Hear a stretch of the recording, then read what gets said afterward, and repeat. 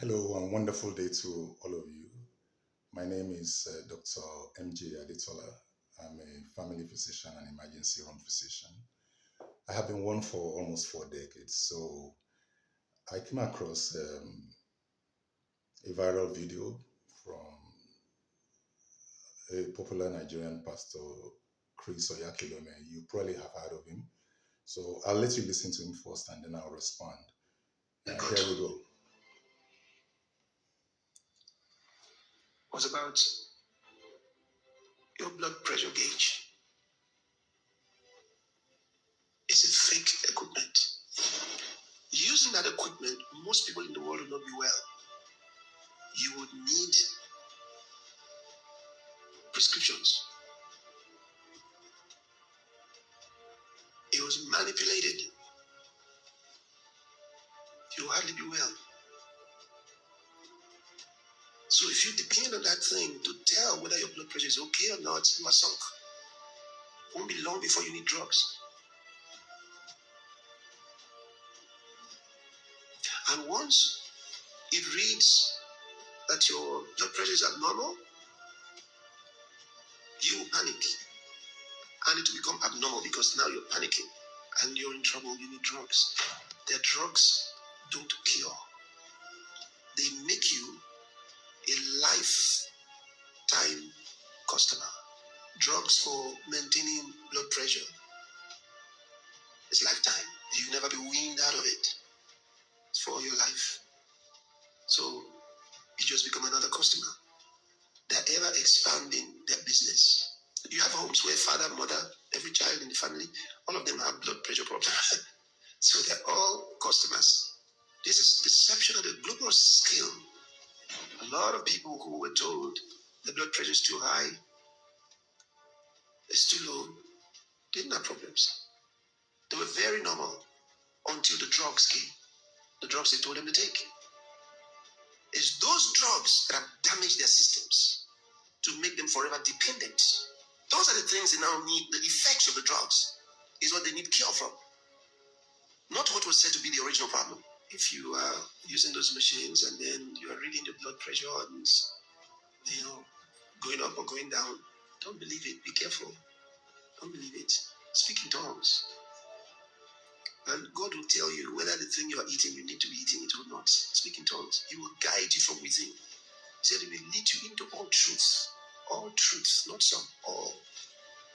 He'll guide you to all truth. So the Holy Spirit came to help you, to save your life. Some we missed the first 10 seconds of that. He actually said it was the Holy Spirit that told him this. It's annoying sometimes that we are unable to do what the Bible actually recommends for false prophets in the Old Testament. I'll let you find that out yourself. I mean,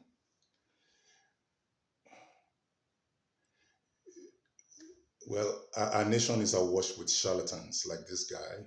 It's amazing that we have become a nation where dumb people become celebrated and their opinion highly regarded above reasonable ones. But I suppose that's this is the season for celebrating dumb people.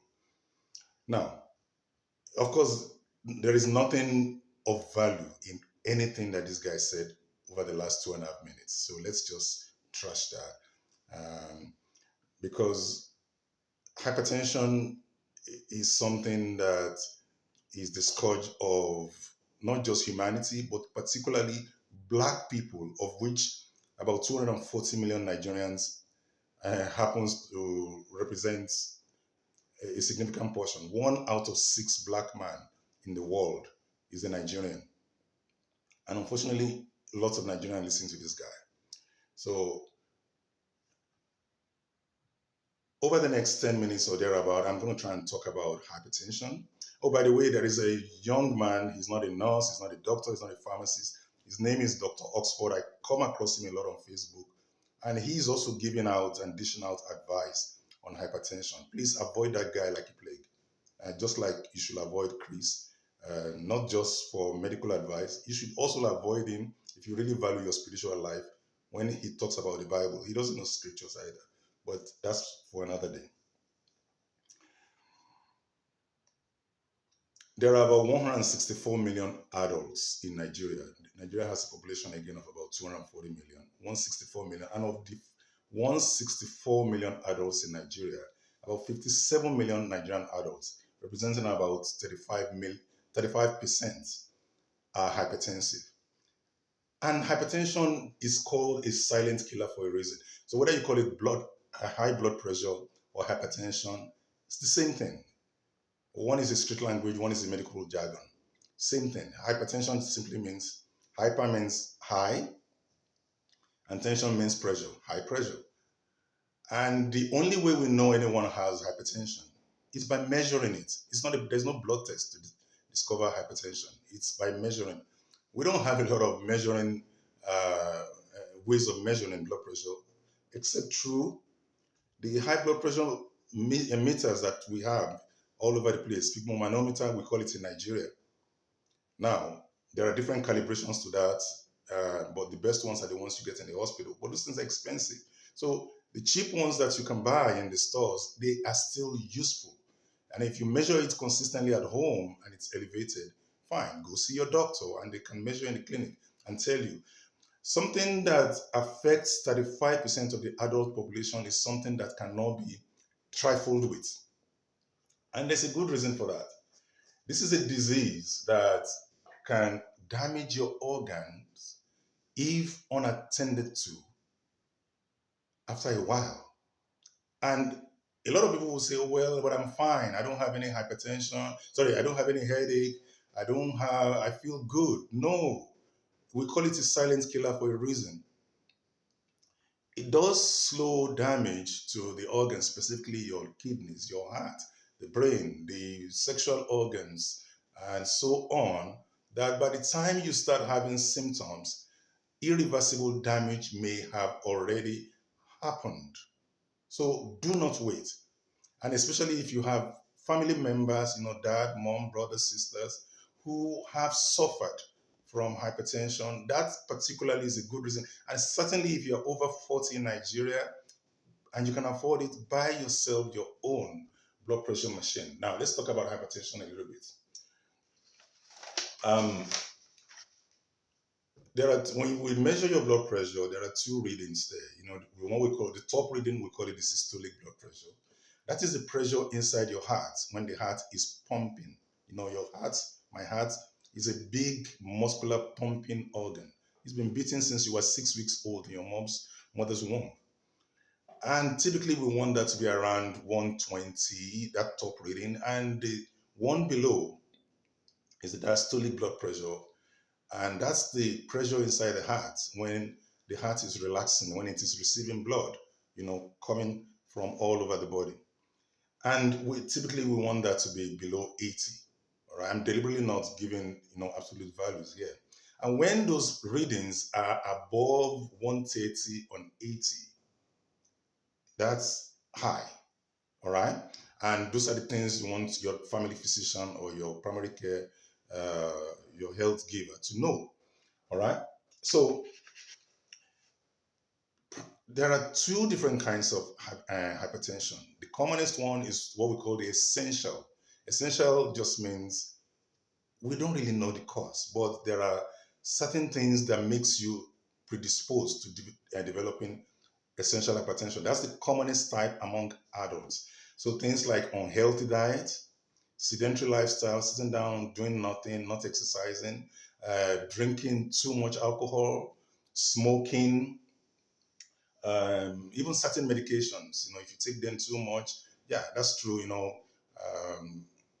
Steroids, for instance, non-steroidal anti-inflammatory medication. Some of those things can, especially used over time, can lead to hypertension. And then genetics. If you come from a family where, especially your first degree relatives, your dad, your mom, your brother, your sister, already have hypertension, it doesn't mean you're going to become hypertensive, but the risk is higher than for someone who doesn't have family members who are hypertensive. Then there is the very small group of people who can develop what we call secondary hypertension. Simply means there are certain diseases that can increase the risk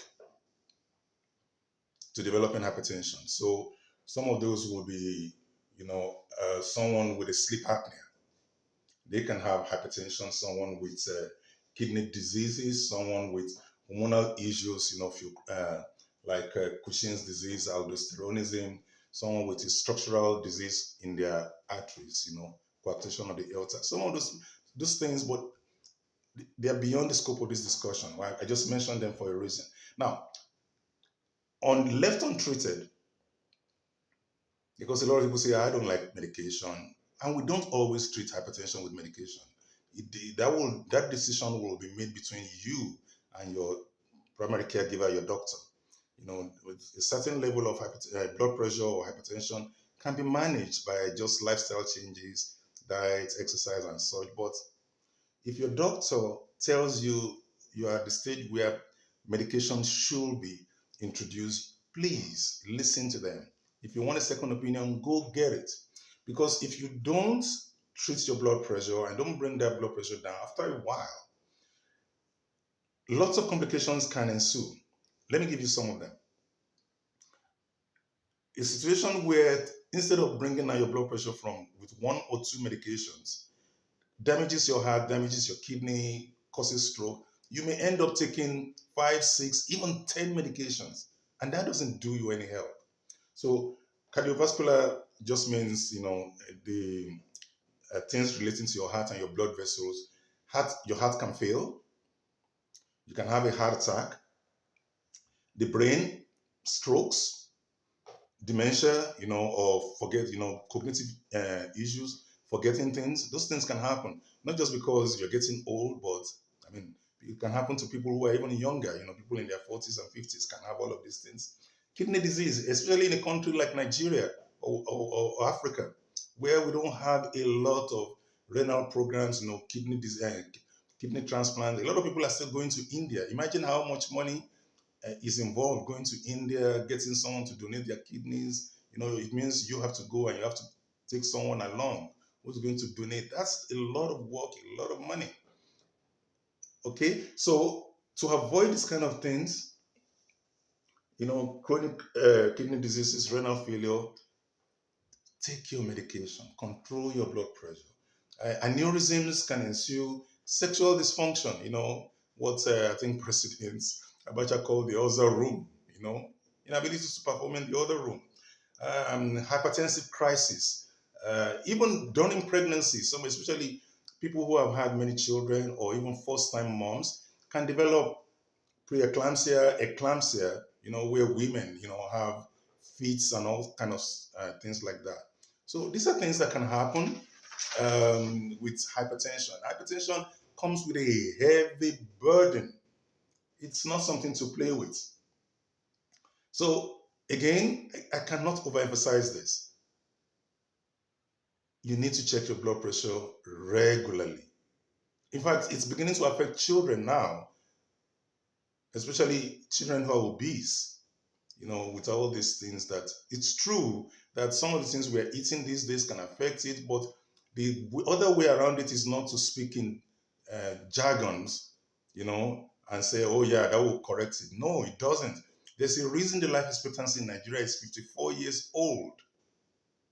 It's because precisely of nonsense that is spoken by charlatans like this guy whose video I showed you moments ago. So how do we prevent hypertension and how do we manage your doctor? Have that discussion with your doctor. But in the meantime, things you can do: lifestyle changes. Get up from that couch, walk regularly. We recommend at least 120 minutes of exercise every week. Don't do it all in one day. 20 to 30 minutes of walking, brisk walking, dancing, jogging, boxing the air, or whatever. Join a gym. If you pair up with a friend, do it as a church activity or a mosque activity or religious activity together with people that you trust. If you're a smoker, stop smoking. Smoking is not good for you. Not even a stick of cigarette is good for you. If you are someone who likes alcohol, don't take more than 2 drinks of alcohol in any one day. Don't bunch it together and drink 5 or 10 in one day. No, it's not good. Anything more than 2 drinks a day, you are overdoing it. Um, and if you're doctor, and then there's something we call the DASH diet. That is DASH, dietary approach to stop hypertension. Google it, DASH diet.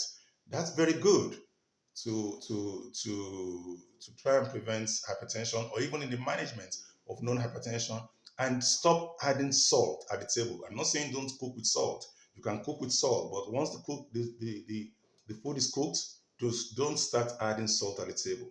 And then if your doctor has decided you need to be on medication, take that advice. Okay? Take that advice. Do not take your medical advice from your barber, your tailor, or even your pastor, unless your pastor also happens to be your medical doctor. Thank you, and God bless.